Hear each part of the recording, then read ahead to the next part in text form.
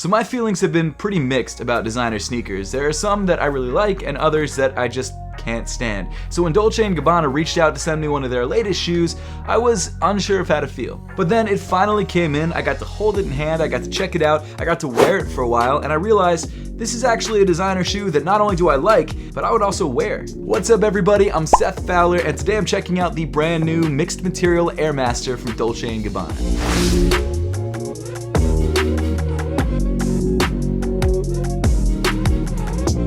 First off, I want to give a huge thank you to Dolce&Gabbana for sending out this pair of sneakers and sponsoring today's video. Dolce&Gabbana is a brand that I've always liked and I've always looked up to, but I've never had the chance to actually grab one of their sneakers and try it out for myself. And like I said, as someone who doesn't have a lot of experience with high-end designer sneakers that aren't collectible Jordans or something like that, this is actually a sneaker that I really like and is one that honestly took me by surprise. So the mixed material Airmaster is a brand new sneaker silhouette from Dolce&Gabbana, and I believe it dropped in 7 different colorways on their website. Now this sneaker retails for $895, which definitely puts it in the high-end designer category when it comes to retail price point. It's not for everybody, but it's definitely a shoe that I think out of all the designer sneakers that I've had experience with on the market is one that I could wear. Now something that I've noticed about designer sneakers, at least most designer sneakers that have dropped recently, is that these shoes are meant to draw attention. They're meant to look a little crazy, a little out there, and let people know that you're wearing a designer sneaker. And while this Dolce&Gabbana Airmaster is still a pretty wild looking sneaker, there are a couple different colorways that have dropped that aren't as crazy if you're looking for that more subtle vibe. It's also a shoe that fits with that sort of retro running aesthetic that I've been really into recently. Now because this sneaker is a high-end designer sneaker, it does feature some higher end materials, which is part of the reason for the price point.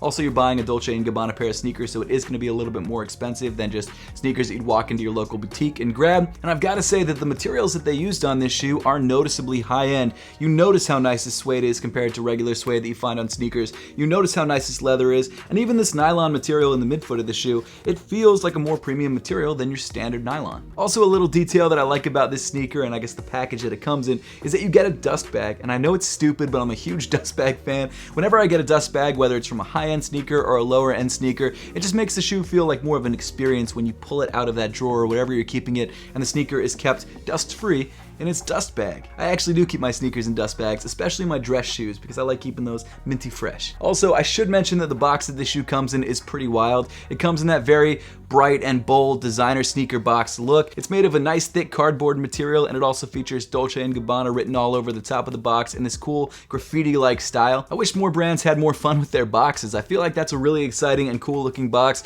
and a lot of the sneakers that I unbox on this channel or review on this channel just come in their standard branded boxes. It's nothing exciting. I mean, I guess it makes sense because this is a high-end designer sneaker, so they have more money to play with when it comes to packaging design, but still, it would make a big difference if each sneaker that you got came in its own unique, cool-looking box. But getting back into the sneakers themselves, let's take a look at the materials that make up the Dolce&Gabbana Airmasters. So starting off from the toe of the sneaker, you've got this really nice medium gray suede material making up the mudguard. Moving up from that, you've got this really nice purple leather. You guys know I love purple. It's not just because of the Ravens, I just also like purple because it's a mix of my 2 favorite colors, red and blue. And I've got to say that the calfskin leather that they used on this shoe feels incredibly soft, incredibly premium. It's not tumbled, but as I've said a million times before, tumbled leather is not an indicator of quality. The actual grain of the leather is an indicator of quality, and that's something that you can't really fake. Moving up from the leather panels on the toe, you've got some of this white nylon material that actually makes its way all the way around the side of the sneaker. And starting off at the top of the toe and weaving its way all the way up the front of the sneaker, you've got these really nice cream colored flat laces. I don't know what it is, I really like these wide flat laces. I think they look really nice on the sneaker, and the good news is the colorway of the laces match really nice with the colorway of the sneakers because it's the only set of laces that you get inside the box. Underneath the laces, you've got this really nice forest green eye stay which holds the laces in place with these white nylon straps. Towards the bottom of the tongue, you've got this white triangular panel that's made up of,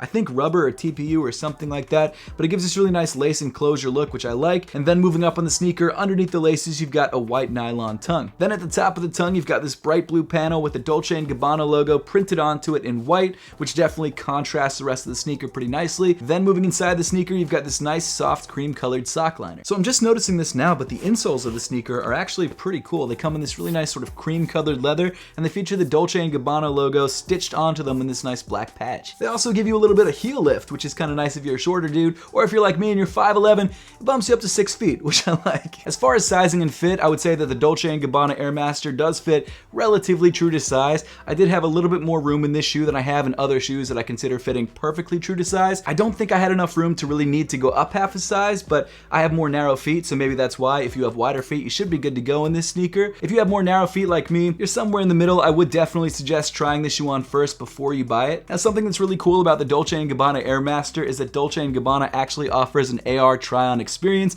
Obviously, it's not going to help you with the sizing of your sneaker, but it will give you a really good idea of how the sneaker will look with whatever fit you want to throw on. It's seriously a cool feature. It really gives you a great idea of how this sneaker is going to look on feet, and honestly, I didn't expect it to work as well as it did. Like, it really did look like I was wearing the shoes through my phone, which is kind of crazy. I feel like we're in the future. Then moving back on the sneaker towards the midfoot, you get to more of that nylon material, and running down the midfoot of the shoe, you actually have this bright green neon stripe. And I actually dig the placement of this stripe because it ties in really nicely with this neon green hit on the midsole. We'll get to that a little bit later, but it sort of gives the shoe a little bit of consistency, which I really dig. Moving even farther back in the shoe, you get to this nice dark purple calfskin leather accent that runs around the bottom of the upper of the shoe, and that panel is accented by this nice white leather piping, which I really dig. And then moving around to the back of the sneaker, you get to more of that calfskin leather, this time in a medium gray, and then stitched in this giant embroidered detail on the heel of the shoe, you've got the DG logo. One thing's for sure, Dolce&Gabbana is not shy about their branding, and you know what? It does look good on the back of the sneaker. I definitely like the placement. Then moving down on the shoe, you get to this nice chunky midsole that definitely has that mix of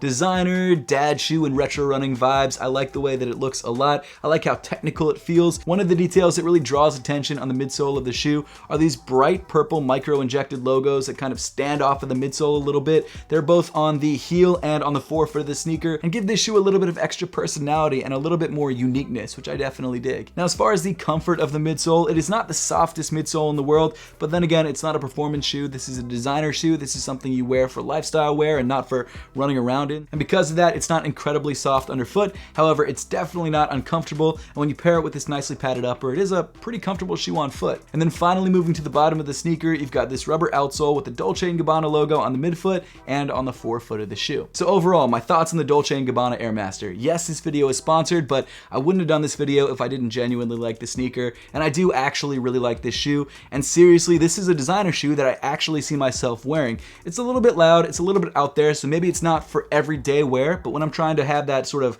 subtle flex or that little bit of Dolce&Gabbana on foot, this is definitely the sneaker that I would throw on. Now, the price point may be a little bit prohibitive for some people, so if you do have the disposable income to grab a pair of designer sneakers like this, I definitely recommend it. I think it's a clean look. It comes in a bunch of different colorways, and not only that, Dolce&Gabbana has some other pretty clean sneakers that you could also check out. But with that, we pretty much wrap up the video for today. Now, I would love to know your thoughts on the Dolce&Gabbana Airmaster and whether this is a shoe that you might be interested in, so make sure to let me know your thoughts in the comment section down below. And as always, thank you so much for watching. Make sure to subscribe if you haven't yet, and I'll see you all in the next one.